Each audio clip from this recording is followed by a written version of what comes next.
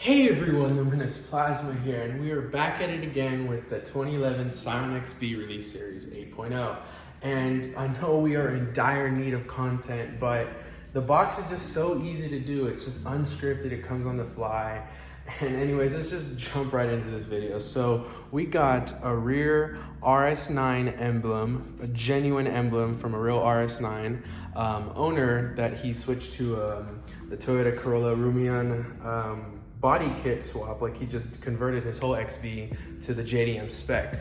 So he had his original emblems. I bought them for $230, and now we're finally going to install it. So we're going to take off our original OEM badge with some hot air and just swap this in. And you're probably wondering, what about the wiring? Well, if you watch my reverse camera video, I actually said that there was a secret or whatever, because I showed the wiring for the original harness. I tucked it and routed it through the channels up in the hatch. And anyways, all the wiring is there. All we need to do is remove this badge, drill out a hole, chop this in, and we're done. So let's just get right into this. It's gonna be a super short video.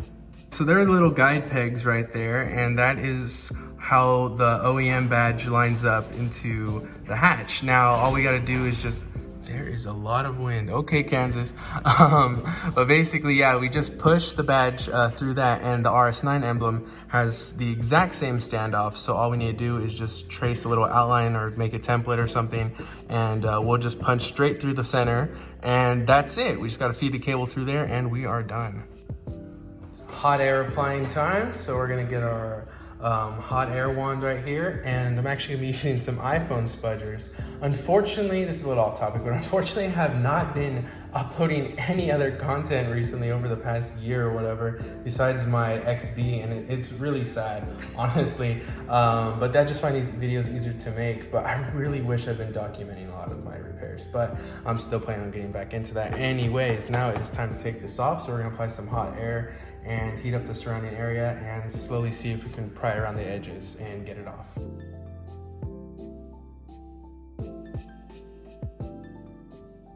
Some of it's getting in.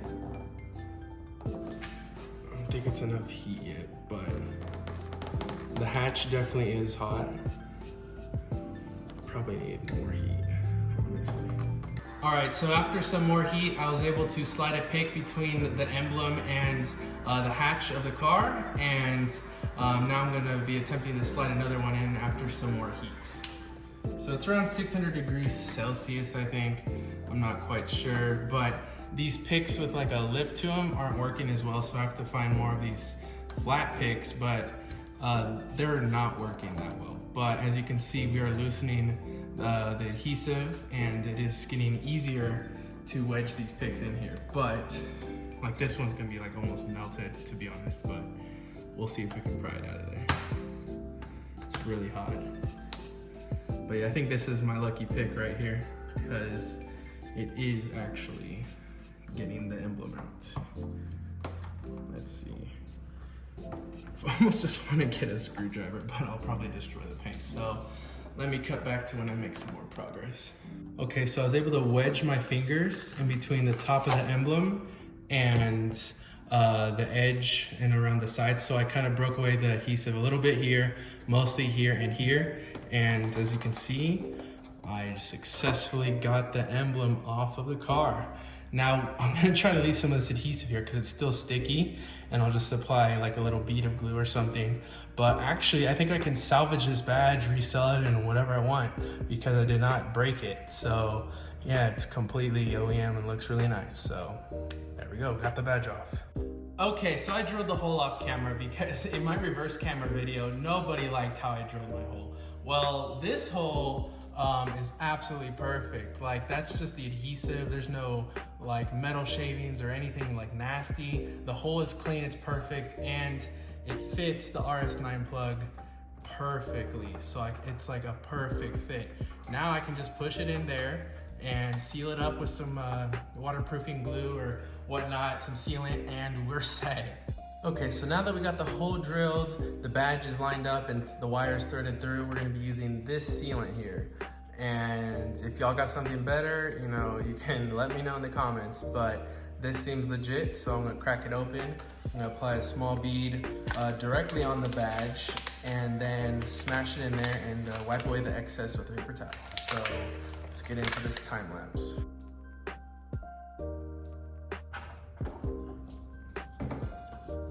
And now we press and hold and hurry up and clear away the excess glue. Okay, so here's what the RS9 Emblem looks like when it is installed on an RS8. We got the thicker bulge there. As you can see, there is a little bit of adhesive and little fuzzies from Q-tips and paper towels, but I will get all that cosmetic issue sorted out and get all that extra adhesive wiped away. But so far, the outer ring looks good. The whole placement looked good. The fitment is good. Everything on this is good. So now let's get this wiring done. And all it is just plug and play with a little clip. Here's the plug from the RS9 Emblem, and as you can see, that is where it comes out of. Now, the original harness that came with the RS9 is right here, and if you want to know how to wire it and channel it through like an OEM way, you can watch my reverse camera install, because that's when I get this harness in. So now all I'm going to do is I'm going to tuck it up underneath that and meet them in the middle and make the connection, and we're going to see if it works. All right, so the moment we've all been waiting for. Does it turn on? All right, it's hooked up. Parking lights are on. Let's see what happens. Did it turn on? Oh my gosh, it didn't work. What happened? Well, I was just about ready to pull out the multimeter and start testing, but it looks like I saved the wiring for this video because I still have the positive and negative leads from that harness that I have to tap into the brake light with. And I guess it's been so long that I ran it off an external power supply. So we gotta strip these wires, get some T-taps in there, and I'll show you guys exactly how to do that right now. Okay, so the first thing you wanna do is turn on your multimeter and switch it to the 20 volts mode, and then we are going to unplug this connector right here, if we can get it, and locate the ground pins. So obviously black, I mean, you shouldn't always assume what colors are, but we know black is gonna be the ground. So one over from that, so we're gonna shove our black probe into that socket right there. And then next, we're gonna pick another pin on here, and we're gonna go with red next, and then we're gonna go ahead and put it in there and then turn on the parking light switch and see if this lights up to 12 volts. So give me a second. Okay, so it's still reading 0. The parking lights are on now. So I'm gonna switch it to the green pin and see what that does. Okay, the green pin says 12 volts. Now we're just gonna make sure the yellow pin does not say 12 volts. The yellow pin does not say 12. One more time with the green. 12 volts. That is our parking light. Wait a minute, what? Oh, of course, I just looked outside. I'm like, why is this light not on? Obviously it's not in the socket. So now, anyways, we can take our T-tap, tap the black one because it's negative, and tap that one for positive. And obviously I didn't have a black wire when I did this, but even though this and this is green, we're gonna be putting this cable here and that cable on black. So let's get this wired. Okay, so now that you got your wire taps here, I'm gonna be using red for positive and blue for negative. So blue's going on there and red's going on there.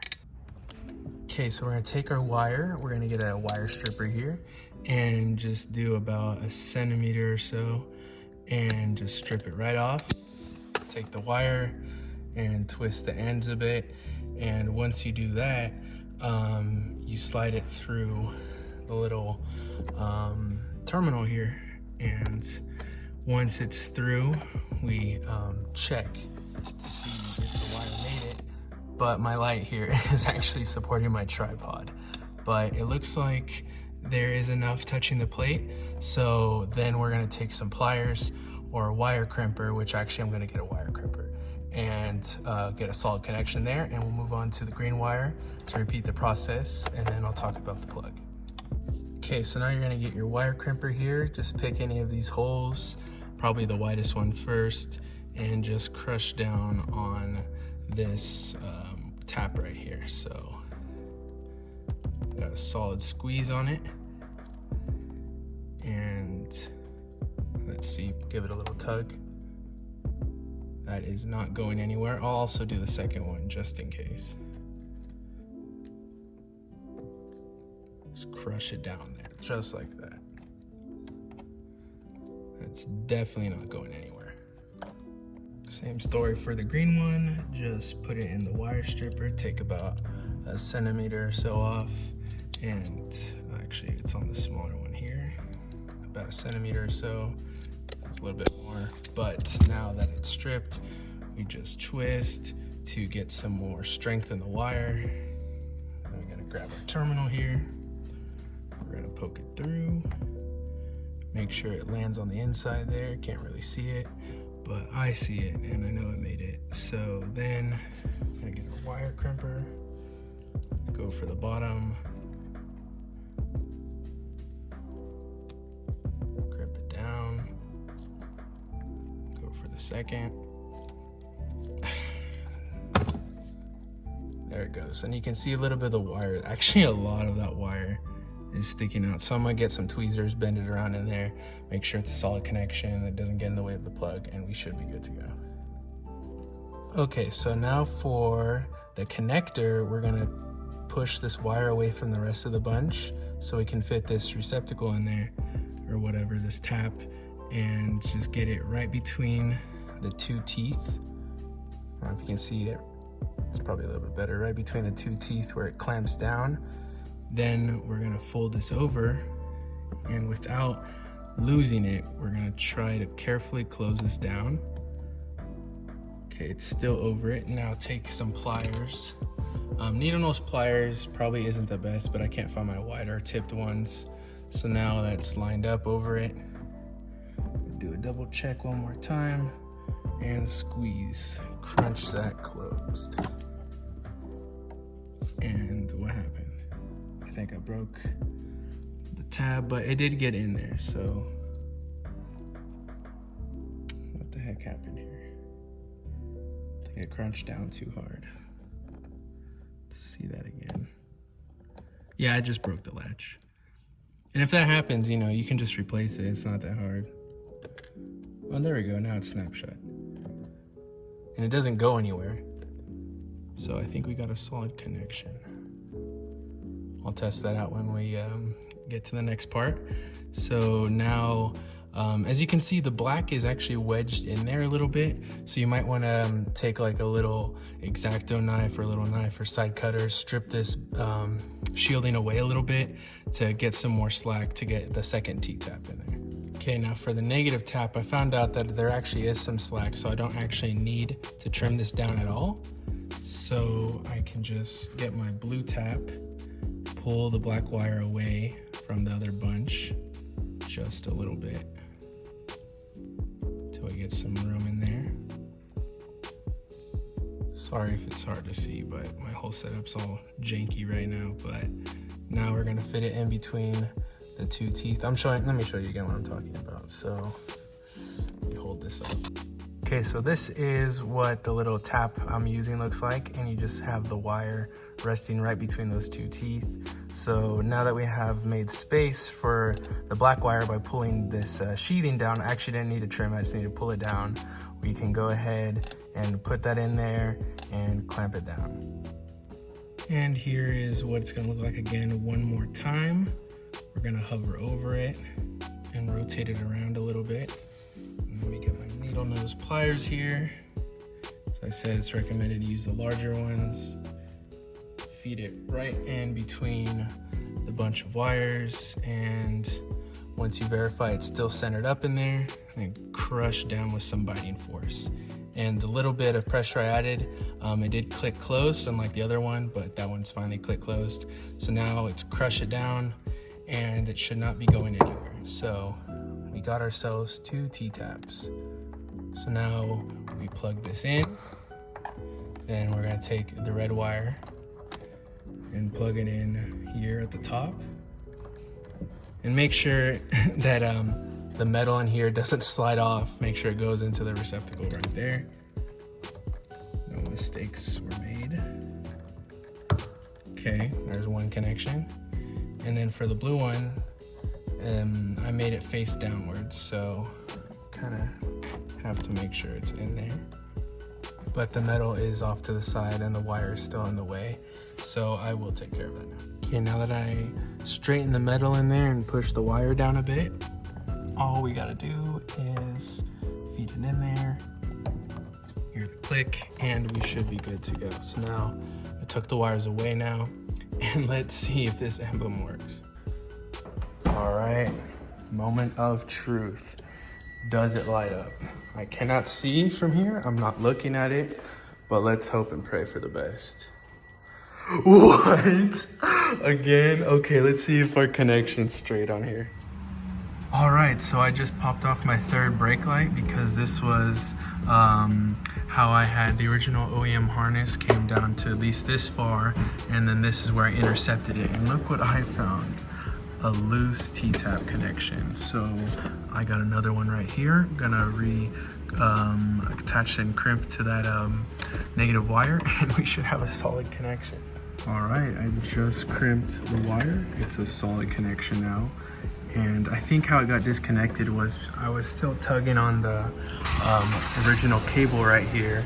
But now that everything's perfectly set and it's never gonna go anywhere again, I tried to pull it a little bit more, gave it a tiny bit more slack, and now I'm gonna hook it up and see what happened. All right, moment of truth. Let's see if third time is the charm. And I see a light. Kid, check it out, bruh. Oh my. Isn't that sick? Yes. Oh my dad's watching. But anyways, very epic. All right, and here is what it looks like in the dark. And the motion sensor just kicked on, but look at that perfect glow. Now I got a multi-release series Scion XB RS8. This is amazing. So just to recap what happened with the wiring, we had the original harness route through the hatch. We had a point in the middle at the third brake light where I threaded more wires through the headliner and down the left side. And then we tapped into the brake light, and that is how we brought power around and threaded through. And now we have a working RS9 emblem.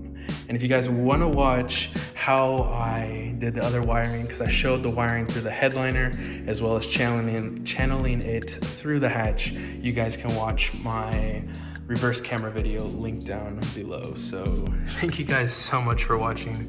Hopefully it wasn't too confusing. I will get that adhesive cleaned all up off camera. But anyways, see you guys in the next video.